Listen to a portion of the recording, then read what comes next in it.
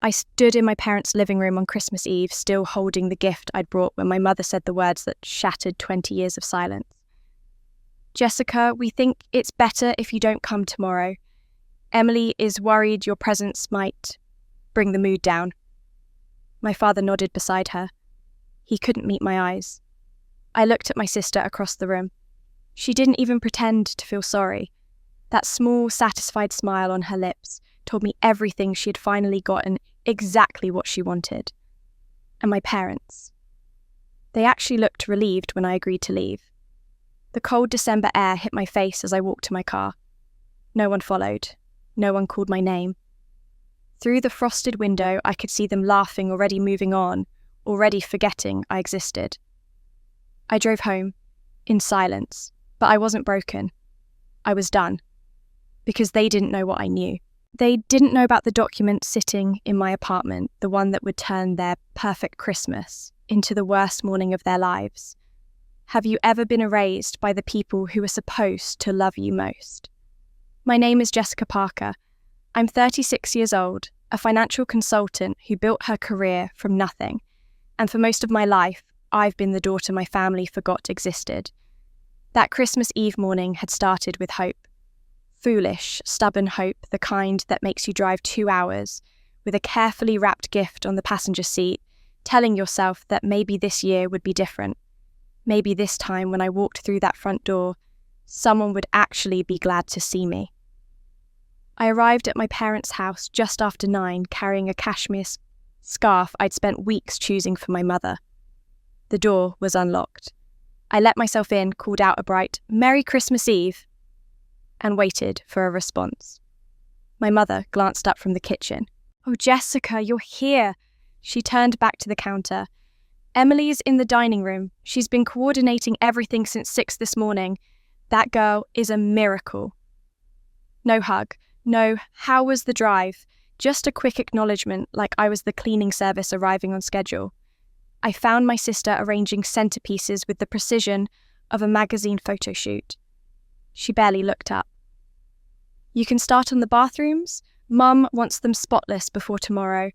Oh, and the potatoes need peeling. There's a bag in the garage refrigerator." Not "hello," not "thanks for coming," just a list of tasks. I set my gift on the hallway table where it joined the pile of things no one would notice and got to work. For the next 3 hours, I scrubbed toilets, peeled vegetables, and moved furniture while Emily received endless praise for managing the holiday. Every time my mother walked past me, her eyes slid right through, as if I were part of the wallpaper. My father sat in his recliner reading the newspaper occasionally, nodding when Emily showed him a table setting option. He never once asked if I needed help carrying the heavy boxes down from the attic. During a break, I wandered through the living room and noticed the family photos on the wall. There were at least 15 frames. I counted myself in exactly 3, and in 2 of those, I was half cropped at the edge, an afterthought caught in the frame. The rest celebrated Emily's graduations, Emily's promotions, Emily's vacations, a shrine to the daughter they actually wanted. In the hall closet looking for extra napkins, I found something that stopped me cold. The gift I'd sent last Christmas, a commissioned family portrait I'd paid nearly $500 for, still sat in its shipping box unopened, gathering dust. They hadn't even bothered to look at it. I closed the closet door quietly and walked to the mantel, where grandmother's photograph still held its place of honour. She had passed 5 years ago, and I still missed her every day. I touched the frame gently. "You always saw me, Grandma," I whispered. "You were the only one who really knew." Behind me, I heard my father enter the room. When I turned, his jaw was tight, his expression strange, almost nervous. He cleared his throat. "Your mother needs help with the silver." Then he left without another word. Something about his reaction unsettled me, though I couldn't name why. Later in the kitchen, I noticed a glossy brochure on the counter, Morrison Realty. Recently sold homes that looked remarkably similar to my parents' house. Before I could pick it up, my mother appeared and swept it into a drawer. "Just junk mail," she said quickly. "They send those to everyone." Her voice was too light. Her hands moved too fast. I said nothing, but I noticed.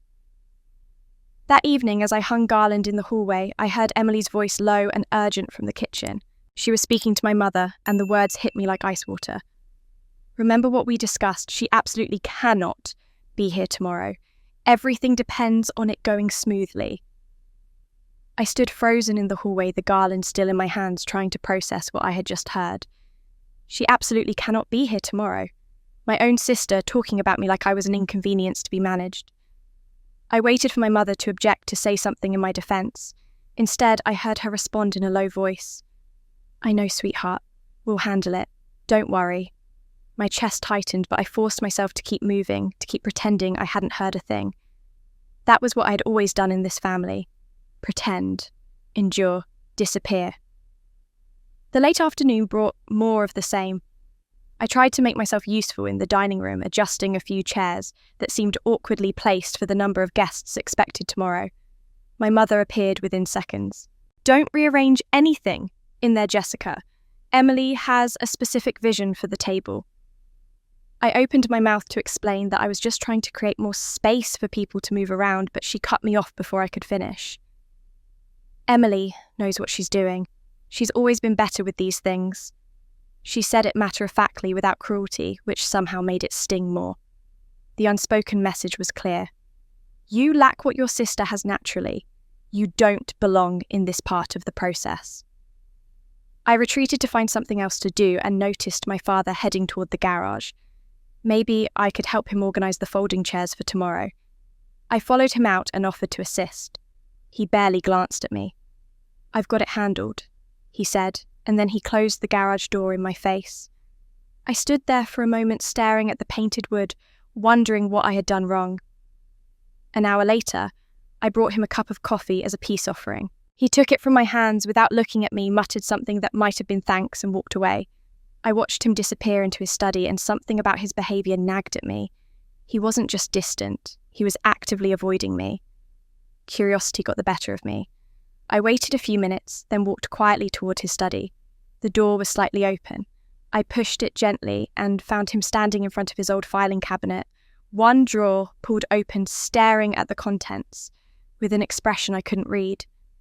When he heard me, he startled so badly that he knocked a pen holder off his desk. He slammed the drawer shut immediately. "Jessica, what do you need?" His voice was sharp, almost offensive. I said I was just checking if he wanted more coffee. He shook his head quickly.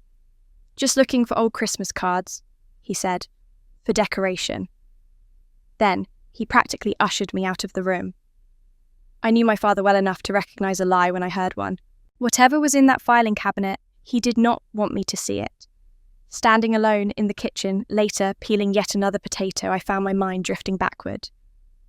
15 years ago, I had planned a surprise birthday party for my mother. I was 21, eager to prove myself, and I had handled every single detail. The venue, the guest list, the decorations, the cake. Especially the cake. I had ordered it 3 weeks in advance from her favourite bakery, a beautiful 3-layer vanilla with buttercream roses. I still remembered the confirmation email they sent me. On the day of the party, everything was perfect until Emily stood up in front of all the guests and announced with a dramatic sigh that I had forgotten to order the cake. "Can you believe it?" she said, shaking her head. "I had to call the bakery myself this morning and beg them to make something last minute. Classic Jessica." The guests had laughed uncomfortably. My mother had looked at me with disappointment. I was so shocked that I couldn't even speak. Later, I ran to the family computer to find my confirmation email, desperate to prove that I had done everything right. But the email was gone. Deleted. I knew exactly who had done it. When I tried to explain to my mother what really happened, she sighed and said, "Why do you always have to make Emily look bad? Just let it go." That was the day I learned that the truth did not matter in this family, only Emily's version of the truth. She could rewrite history whenever she wanted, and everyone would believe her. I was always cast as the difficult one, the jealous one, the one who made things harder than they needed to be. The memory faded, but the lesson remained. I had spent 2 decades watching Emily shape the story of our family, and I had spent 2 decades being painted as the villain in a narrative I never wrote. My father wandered into the kitchen, then looking for a snack. He rummaged through the refrigerator while I continued peeling.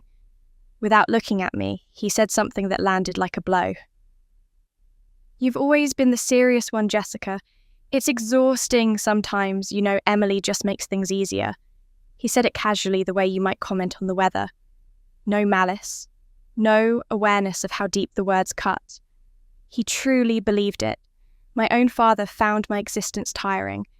And why wouldn't he? Emily had spent 20 years telling him exactly that in 1,000 small ways, and he had absorbed it as fact. I finished the potatoes in silence. My hands were steady, but inside something was shifting. I excused myself and walked to the bathroom, locking the door behind me. I stood in front of the mirror and looked at my reflection. The same face I had always seen, but somehow different now, harder, clearer. I thought about the birthday cake. I thought about every lie Emily had told, every truth she had twisted, every time I had been dismissed and ignored and erased. I thought about my father's strange behaviour around that filing cabinet, about the real estate brochure my mother had hidden so quickly, about Emily's whispered insistence that I could not be here tomorrow. Something was going on, something bigger than just holiday favouritism, and, for the first time in my life, I was not going to let it go. I whispered to my reflection, barely louder than a breath. "You've been telling them who I am for 20 years, Emily. But you forgot something. I actually remember what happened, and I keep receipts." I left the bathroom with a new sense of clarity, but I kept my expression neutral. Whatever was happening in this house, I needed to understand it before I could act. The evening had settled in, and the family gathered in the living room while my mother put the finishing touches on tomorrow's preparations. Emily sat on the couch, but she was anything but relaxed. She kept checking her phone every few minutes, her fingers tapping nervously against the screen. Every time my father walked past, her eyes followed him with an intensity that seemed out of place for a simple holiday dinner. Finally, she announced what had apparently been building inside her all day. "Tomorrow is the most important dinner of my life," she said, looking around the room as if expecting applause. "Daniel's family is coming. His mother is very traditional, very particular about these things. They come from old money and they have certain expectations. Everything has to be absolutely perfect." My mother nodded sympathetically, already promising to make sure the house looked immaculate. My father murmured something supportive from behind his newspaper. But I watched Emily's face, and what I saw there was more than just the anxiety of a woman trying to impress her boyfriend's parents. There was something desperate underneath, something almost frantic. She kept steering the conversation away whenever anyone mentioned anything about the future or the house. When my mother started to say something about after the new year, Emily cut her off so quickly it was almost rude. Whatever tomorrow was really about, it was not just a family dinner. Later, I found myself alone with Emily in the kitchen. She was arranging appetizer plates, and I was wiping down the counters. For a few minutes, neither of us spoke. Then she set down a plate and turned to me with an expression of exaggerated concern. "Jessica, can I say something to you? I'm not trying to hurt you. I really am not. But you've never been good with people. You make situations tense. It's not your fault. Some people just aren't born with that natural warmth. I'm only saying this because I care about you." She reached out and touched my arm, her eyes soft and sympathetic. Anyone watching would have seen a loving sister offering gentle advice. But I knew exactly what she was doing. She was laying the groundwork, building the case for why I should not be at tomorrow's dinner, framing it as compassion so that when I was excluded, it would seem like it was for my own good. I had watched her do this my entire life. The concerned voice, the soft touch, the knife wrapped in velvet. I said nothing. I just nodded and kept wiping the counter, letting her believe she had won. An hour later, I was helping clean the living room, putting away the candles my mother had decided were the wrong colour for tomorrow's table. I opened a drawer in the sideboard to store them, and my hand stopped in midair. There, sitting among old greeting cards and forgotten receipts, was an envelope. The handwriting on the front made my heart clench. It was my grandmother's distinctive script, the same elegant loops she had used on every birthday card she ever sent me. The envelope read, "Supplementary will for Jessica." I reached for it, my fingers trembling slightly, but before I could pick it up, my mother appeared beside me as if she had materialized from thin air. She snatched the envelope out of the drawer so fast that she nearly knocked the candles from my other hand. "That's nothing," she said, her voice too high, too quick. "Old paperwork. I'll handle it." Her hands were shaking. I could see the tremor as she clutched the envelope to her chest. Her reaction was wildly disproportionate to old paperwork. She looked almost frightened. I did not push. I did not ask questions. But I memorized exactly which drawer that envelope had been in, and I noted the way my mother hurried out of the room without looking back. The house grew quieter as the evening wore on. My parents retreated to the living room to watch television, and Emily disappeared upstairs to take a phone call from Daniel. I remembered that I needed scissors to finish wrapping a small gift I had brought, and I knew my father kept a pair in his study. The door was closed but not locked. I pushed it open quietly and stepped inside. The filing cabinet he had been guarding so nervously earlier stood against the wall, and this time the top drawer was slightly ajar. He must have been in a hurry when he left. I knew I should not look. I knew it was not my business. But something in my gut told me that whatever my family was hiding, the answers were in that cabinet. I crossed the room quickly and pulled the drawer open.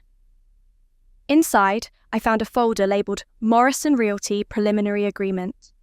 My hands were cold as I opened it. There were photos of my parents' house taken from the street. Pricing estimates that made my eyes widen. A comparative market analysis showing what similar homes in the neighbourhood had sold for. And attached to the front page with a paperclip was a sticky note in Emily's handwriting.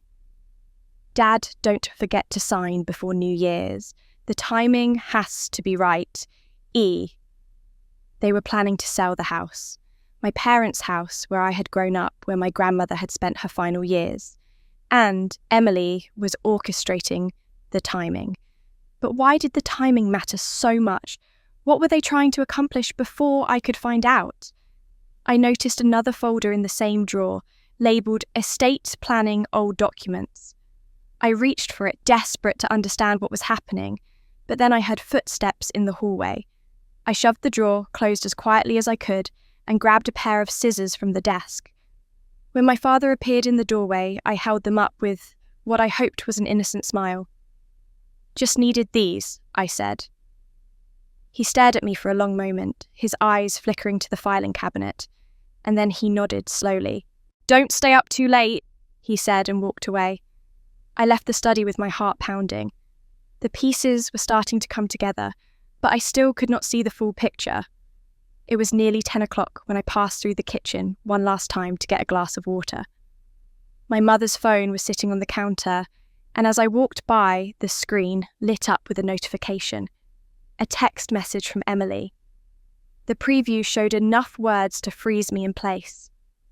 "We need to finalise the plan. She cannot find out about the house. Not until everything is signed and it's too late for her to interfere." I stared at those words on my mother's phone screen until they burned into my memory.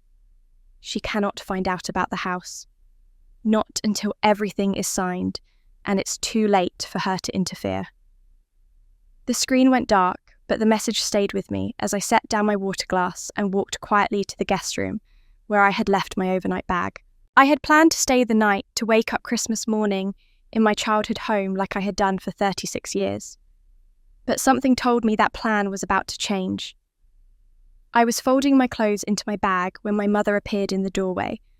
Her smile was too wide, her voice too gentle. "Jessica, honey, could you come to the living room for a minute? Your father and I would like to talk to you about something." The way she said it made my stomach tighten. I followed her down the hallway, and when I entered the living room, I found both my parents sitting on the couch, their postures stiff, their expressions carefully arranged into something resembling concern. My father gestured to the armchair across from them. "Sit down, sweetheart." I sat. The silence stretched for a moment too long, and then my mother began speaking in a tone I recognised immediately. It was rehearsed, scripted. The same voice she used when she had to deliver bad news but wanted to seem compassionate about it. "Honey, we've been thinking about tomorrow. Daniel's family is coming and they're very particular, very traditional. His mother has certain expectations about how things should be and we just want everything to go smoothly." She paused, glancing at my father for support. He cleared his throat but did not look at me. "It might be better if you sat this one out," he said to the carpet. "Just this once, for the family. For the family." As if I were not part of it, as if my presence was a threat to their happiness rather than a contribution to it. I understood exactly what they were saying. You are the problem. You are what prevents smooth. You are the thing that must be removed so that everyone else can enjoy themselves. While my mother continued talking, explaining how this was really for my own good, because I would probably be more comfortable at my own apartment anyway. I noticed her phone sitting on the coffee table between us. The screen lit up with a notification, and I saw Emily's name at the top.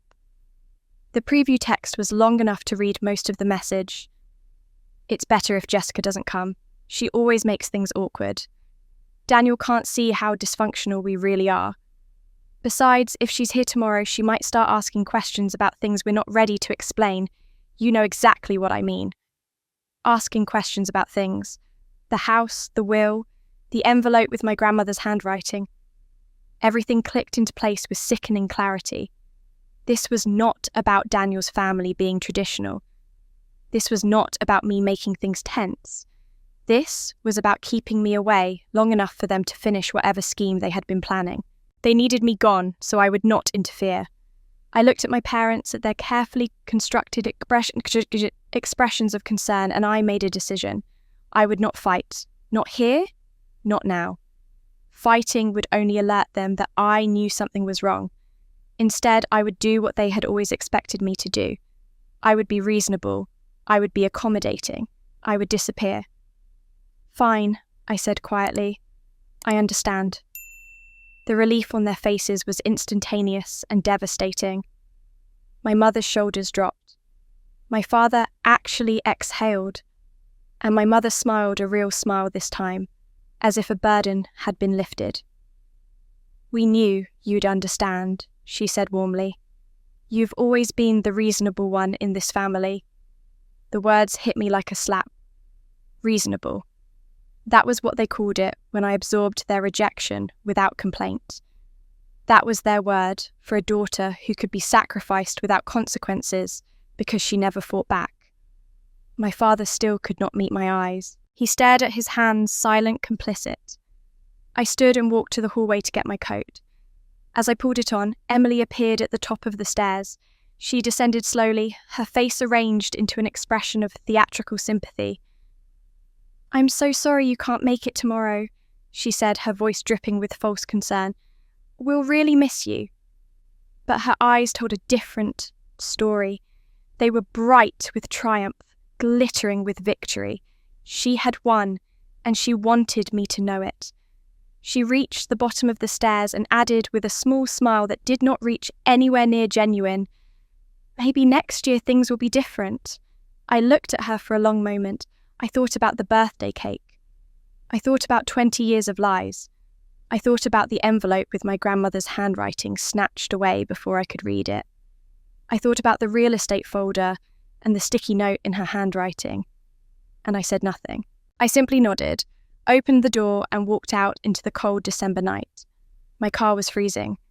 I sat behind the wheel without starting the engine, watching my breath cloud in the darkness. Through the living room window, I could see my family, already moving on, already laughing, already forgetting I existed. The tears came, then hot against my cold cheeks, and for a moment I let them fall. I let myself feel the weight of 36 years of being overlooked, dismissed, erased, but only for a moment. Something shifted inside me. The tears stopped. The grief hardened into something else. Not anger exactly, though there was anger. It was resolution. It was clarity. It was the bone-deep understanding that I was done waiting for my family to see me. I was done being reasonable. I was done being the one who could be sacrificed without consequences. I pulled out my phone and typed a message to Rachel, my best friend of 15 years, and the only person who had ever truly believed me about my family. Rachel was a real estate attorney. 6 months ago, when I first started suspecting something was wrong with my grandmother's estate, she had quietly begun investigating. I had told her to wait, to be sure to not cause trouble until we knew more. But now, I was done waiting. Rachel, I need everything you found, the will, the house records, and I need you to come over tonight. It's time. Rachel arrived at my apartment 45 minutes after I sent the text. She was carrying a thick manila folder under her arm and 2 cups of coffee from the all-night diner down the street. When I opened the door, she took one look at my face and said, "I was wondering when you'd finally be ready." I stepped aside to let her in, and she walked straight to my kitchen table, spreading the folder's contents across the surface, like a surgeon laying out instruments before an operation. I had known Rachel since college. She was the only person outside my family who had witnessed Emily's manipulation firsthand, the only friend who never told me I was overreacting when I described what it was like to grow up invisible in my own home. When I mentioned last summer that something felt wrong about my grandmother's estate, that certain things did not add up, Rachel had quietly started digging without being asked. She was a real estate attorney with access to public records and a methodical mind that missed nothing. She pulled out the first stack of papers and looked at me with an expression I had never seen on her face before. It was anger, tightly controlled but unmistakable. "I didn't want to show you any of this until I was absolutely certain," she said. "I needed to verify everything, cross-reference every document, make sure there was no room for them to claim a mistake or a misunderstanding. Now I'm certain, and it's worse than either of us imagined."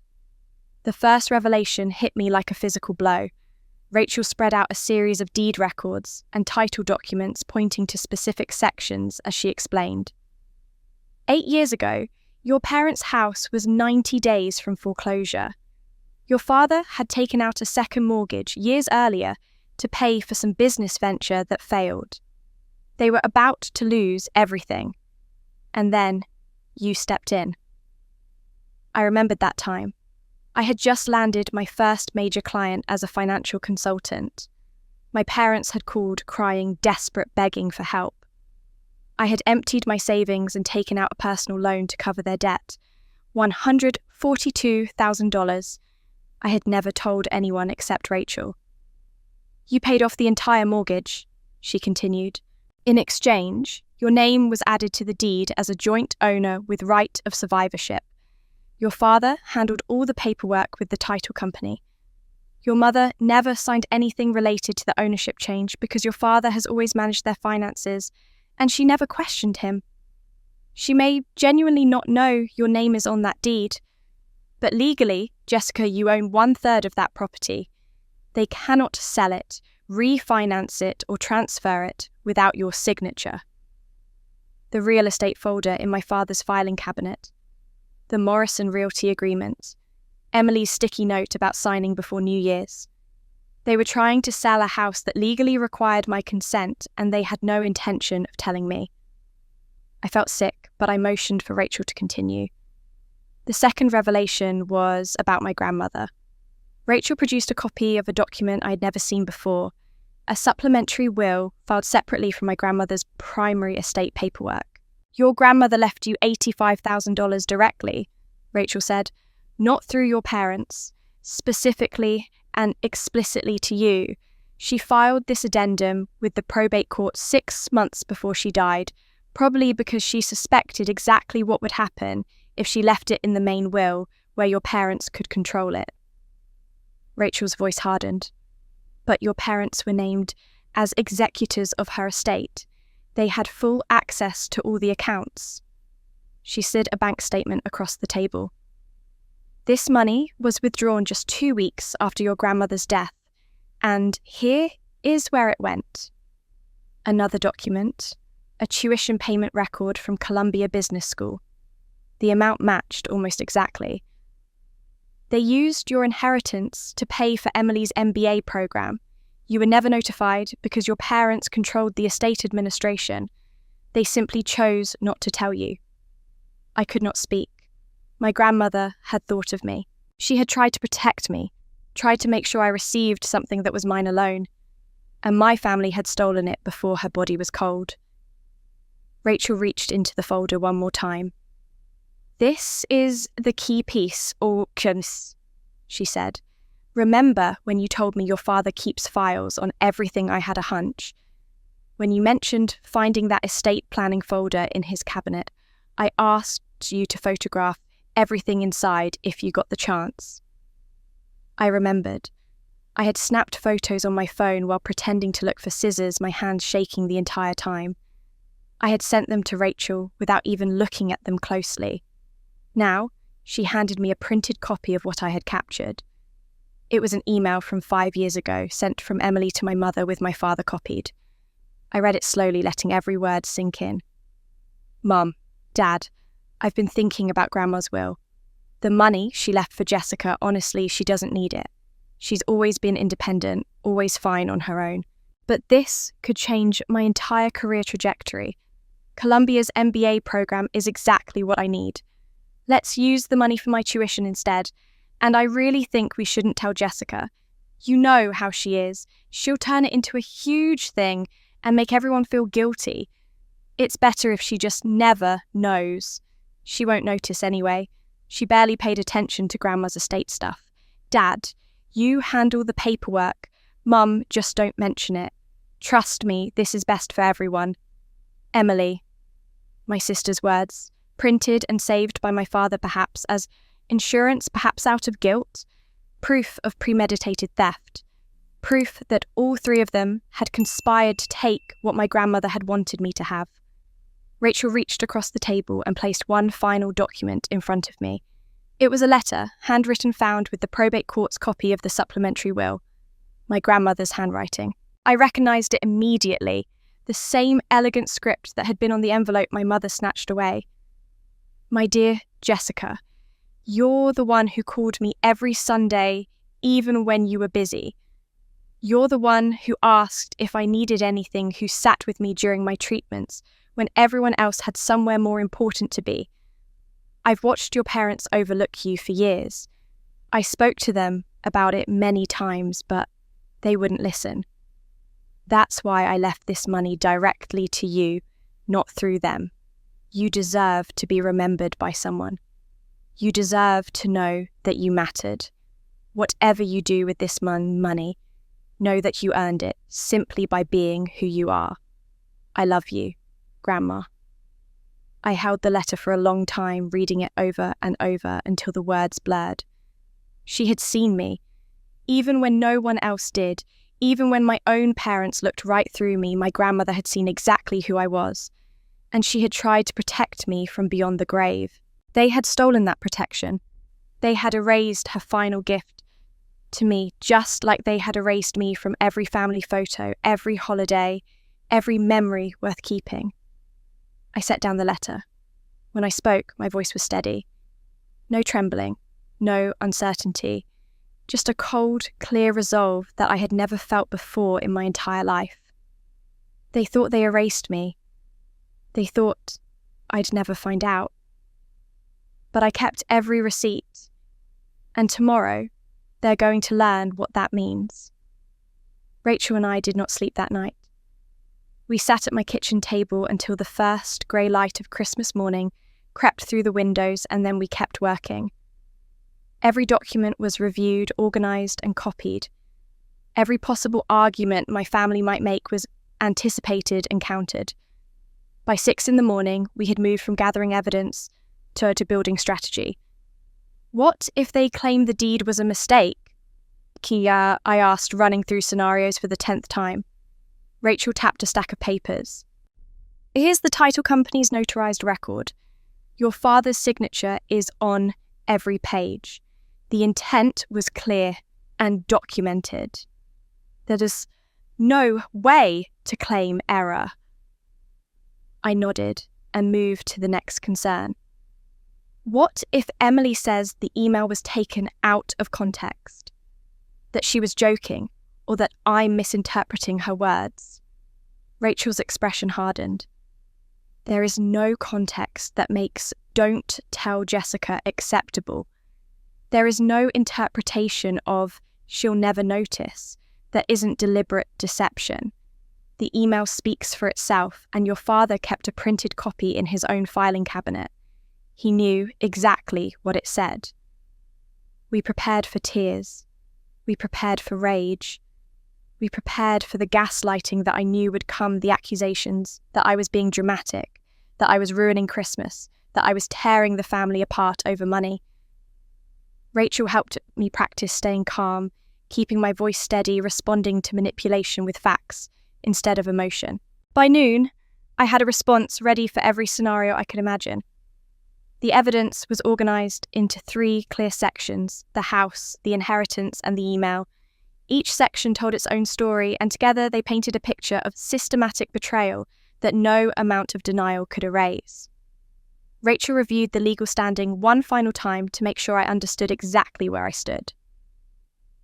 The house cannot be sold without your signature. That's absolute. Your name is on the deed as a joint owner with right of survivorship.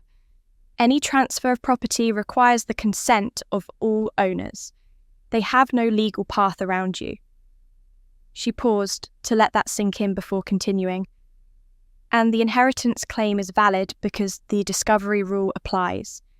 You only learned about the fraud 6 months ago, which means the statute of limitations started then, not when the theft actually happened. Courts recognise that you can't file a claim for something you didn't know existed. You have legal standing on both fronts. I asked about the settlement terms, and Rachel handed me a document she had drafted that morning. This outlines what you're entitled to request. Acknowledgement of your financial contribution to the house in writing. Repayment of the $85,000 over 5 years or equivalent equity recognition in the property. And any future sale requires your explicit written consent. These aren't requests, Jessica. These are your legal rights. They can accept these terms voluntarily, or they can face formal proceedings. Either way, the outcome will be the same. In the early afternoon, I asked Rachel for some time alone. She understood without me having to explain. I went to my bedroom and sat on the edge of my bed, holding my grandmother's letter in one hand and a small framed photo of her in the other. She looked back at me with the same warm eyes I remembered from childhood, the same gentle smile she had given me at every graduation, every birthday, every Sunday visit, when I was the only one who showed up. You tried to protect me, even after you were gone, I whispered to the photograph. You knew what they were like. You knew they would overlook me, dismiss me, erase me. And you tried to make sure I had something that was mine alone. They ignored your wishes just like they ignored you. But I'm going to finish what you started. I sat with her photo for a long time, letting the weight of what I was about to do settle into my bones. This was not about the money, not really. $85,000 was significant, but it was not the point. The point was that I had been invisible for 36 years, and today I was going to make them see me. The point was that my grandmother had loved me, had valued me, had tried to leave me proof of that love, and my family had stolen it. The point was that I refused to be erased anymore. When I returned to the kitchen, Rachel was packing up her laptop. She looked at me with a question in her eyes, and I answered it before she could ask. I'm ready, she nodded. I know you are. I hesitated for a moment, then said something that had been weighing on me all morning. After today, they might never speak to me again. My parents, my sister, I might lose all of them. Rachel set down her bag and looked at me directly.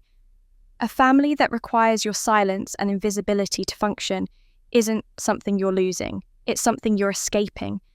And you're not burning bridges, Jessica. You're just refusing to keep paying the toll on a bridge that only goes one direction.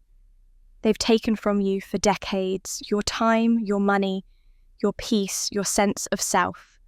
Today, you stop paying. That's not destruction. That's freedom. So, At 3:30, I gathered the folder of documents, checked my reflection in the mirror, and sent Rachel a text. "I'm leaving now." Her response came immediately.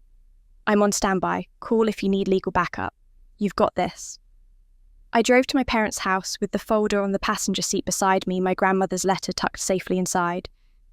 The route was so familiar, I could have driven it with my eyes closed, but today everything looked different, sharper, clearer, like I was seeing the world for the first time without a filter of false hope clouding my vision.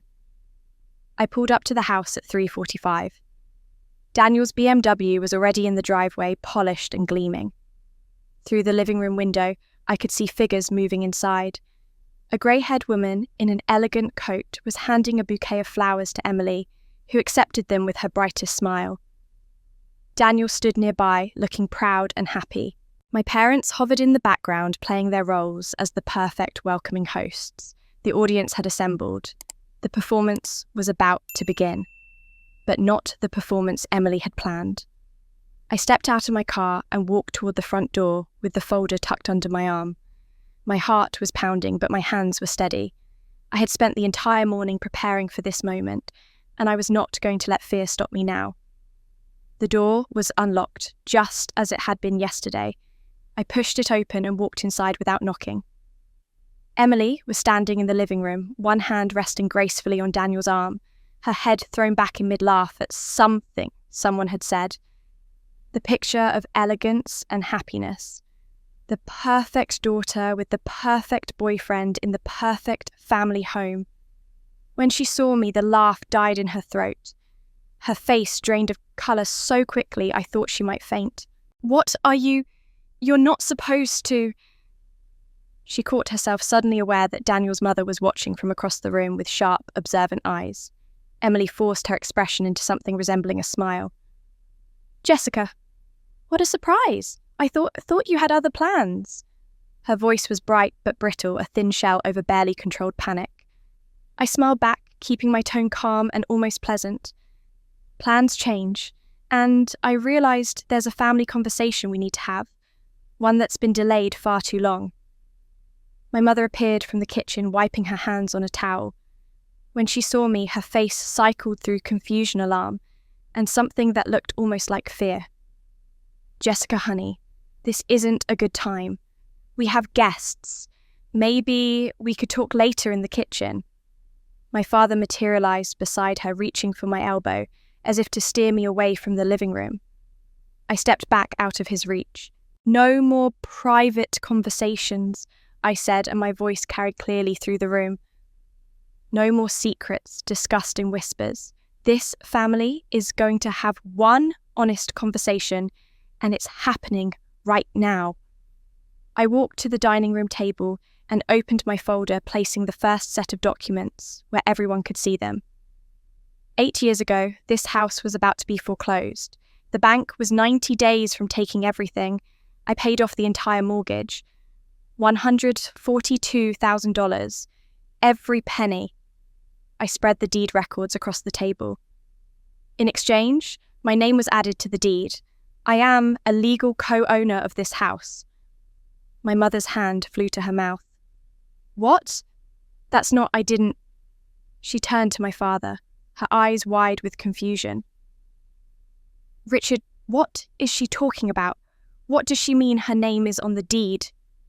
My father's face had gone grey. He stared at the documents as if they were a death sentence. He said nothing. He could not deny what was right there in black and white. I looked at him steadily. "She didn't know, did she? Dad, you handled everything. You always do. The title company, the paperwork, all of it. But you knew. You've always known. And you were planning to sell this house without ever telling me." Before anyone could recover, I placed the second set of documents on the table. 5 years ago, grandmother passed away. She left me $85,000 in a supplementary will, money that was supposed to come directly to me. I spread the bank records next to the will. That money was withdrawn 2 weeks after her death, and here is where it went. I pointed to the tuition payment record. Emily's MBA program at Columbia. paid in full with my inheritance.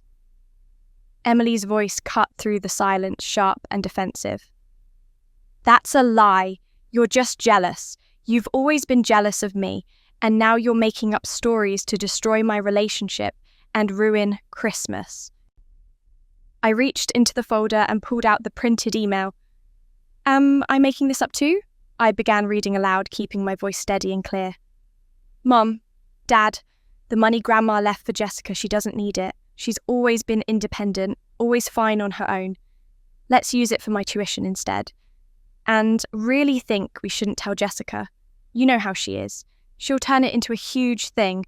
It's better if she just never knows. She won't notice anyway. I looked up from the paper and met Emily's eyes.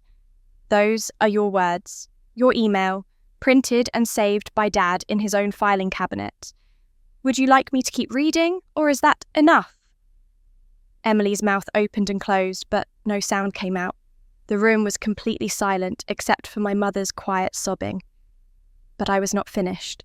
I placed the Morrison Realty folder on the table, positioning it so that Emily's sticky note was clearly visible. And this is what you're planning now. Selling the house. My house. A property that I legally co-own, without telling me, before New Year's. I read the sticky note aloud. Dad, don't forget to sign before New Year's. The timing has to be right. I looked at my family, at their stricken faces, and asked the question that had been burning in my chest. The timing for what? For completing my erasure before I could stop you, for making sure I had no legal standing to interfere with your plans? My mother was crying openly now, tears streaming down her face. My father had sunk into a dining room chair, looking like a man who had aged 10 years in 5 minutes. And Emily was backed against the wall, her eyes darting desperately toward the archway where Daniel and his mother stood, in frozen silence. They had heard everything. Daniel did not speak immediately. He stood completely still, processing what he had just witnessed. His mother, a composed woman with silver hair and an elegant coat, touched his arm gently but said nothing. Emily took a step toward him, her voice pleading. Daniel, you don't understand the context. Jessica has always been jealous of me. She twists everything. She's trying to destroy us because she can't stand to see me happy. Daniel's voice was quiet when he finally spoke, almost tired. Emily, last month I asked you directly if your family had any issues I should know about. I wanted to understand what I was getting into. You looked me in the eyes and said your only problem was your sister, that she was controlling and bitter, that she'd always resented you for no reason. He paused and I could see the pain on his face as the pieces fell into place. I just heard proof that you stole from her, that you've been lying to your own parents about her for years, that you're trying to sell her property without telling her. He shook his head slowly. I don't know what's true anymore, but I know I can't be here right now. His mother spoke for the first time, her voice cool and measured. Daniel, let's give them privacy. This is a family matter. She looked at Emily with an expression that was not angry. It was something worse. It was the look of a mother who had just evaluated her son's potential partner and found her fundamentally unacceptable. They turned together and walked toward the door. Emily called out, her voice breaking. Daniel, wait, please. Let me explain. He did not look back. The front door closed quietly behind them, and the sound echoed through the house like a final verdict. The silence that followed was deafening. My mother's sobs were the only sound. Emily stood frozen where Daniel had left her, her face a mask of shock and disbelief. And then my father's voice broke through barely a whisper, trembling with something that might have been fear. Jessica, what are you going to do to us? I looked at my father, at his trembling hands and grey face, and I answered his question with absolute calm. I'm not here to destroy you. I'm not here for revenge. I'm here to stop being destroyed by you. I placed the settlement agreement on the table. Here's what happens now. First, you acknowledge in writing that I paid off this house and that I am a legal co-owner. Second, the $85,000 grandmother left me is repaid either in cash over 5 years or as formally recognised equity in this property. Third, this house is not sold, refinanced, or transferred without my explicit written consent. These aren't requests. These are legal realities. You can sign this agreement today, or we can let attorneys and courts sort it out. Your choice. The room was silent, except for my mother's crying.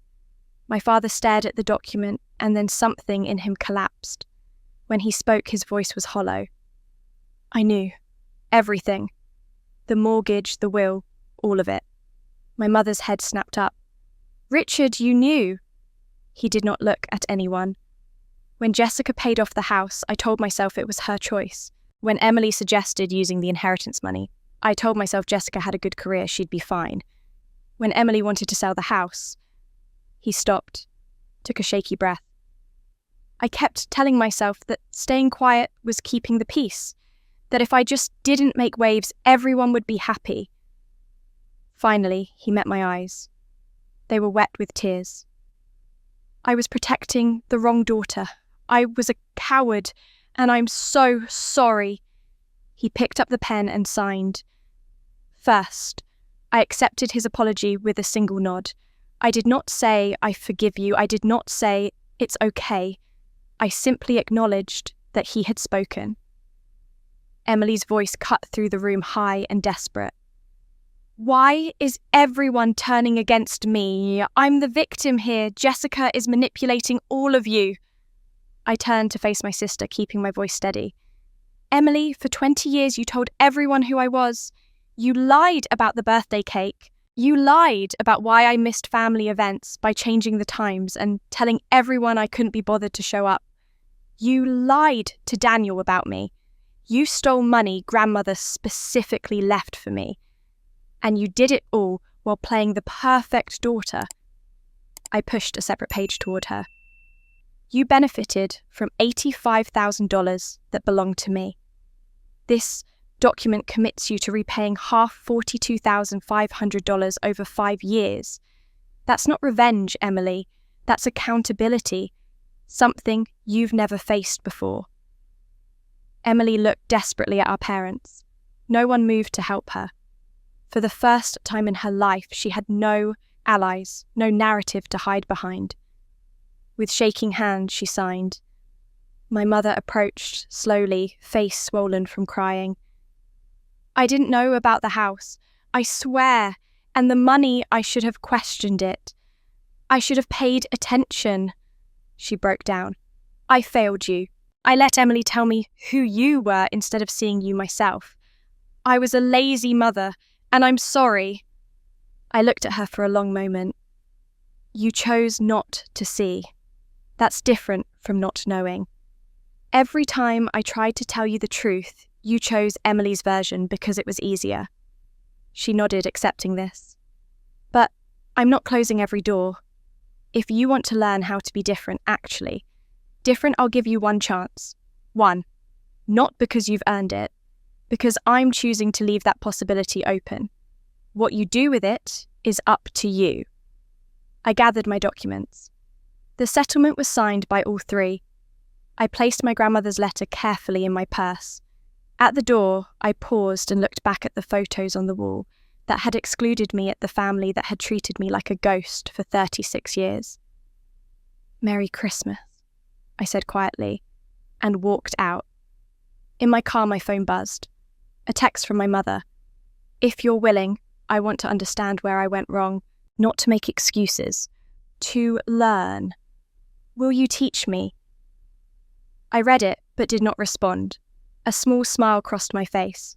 Not forgiveness, recognition. The power dynamic had finally permanently shifted. I started the car. My grandmother's photo sat on the passenger seat. For 36 years, I had waited for my family to see me. I bent myself into shapes, trying to fit into a space never designed to hold me. I thought if I just tried harder, loved more, gave enough, they would finally say I mattered. But that Christmas, I stopped waiting for permission to exist. I realized the problem was never that I was too serious, too difficult, too much. The problem was that I had been accepting someone else's story about who I was, and I had been so busy trying to prove them wrong that I forgot I could simply walk away from their narrative entirely. Grandmother saw me when no one else did. She made sure that even after she was gone, I would have proof that someone believed I was worth remembering. That was the first Christmas I stopped losing pieces of myself to people who never valued them. That was the first Christmas I didn't just survive my family. I reclaimed myself from them. And that brings us to the end of Jessica's story. A woman who spent 36 years being invisible to her own family, who watched her sister rewrite history again and again, who gave everything and received nothing in return. But she kept the receipts. She remembered the truth, and when the moment came, she stood up not for revenge, but for herself. I want to hear from you. Have you ever been the one your family overlooked? Have you ever been blamed for things you didn't do while someone else took credit for your work? Have you ever had to choose between keeping the peace and speaking your truth? Drop your story in the comments below. You are not alone, and your experience matters. If this story touched your heart, please take a moment to subscribe to our channel and hit the notification bell so you never miss another story. Every subscription helps us continue bringing you powerful stories about women who refuse to be silenced, who find their strength, and who reclaim their lives on their own terms. Share this video with someone who needs to hear it today. Sometimes the people who feel most invisible are the ones who need to know that their story deserves to be told too. Thank you for listening. Until next time, remember, your truth is worth speaking.